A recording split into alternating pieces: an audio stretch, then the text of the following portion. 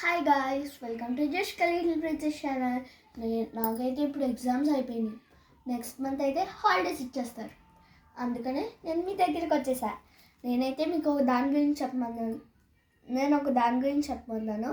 అదైతే life cycle of A butterfly.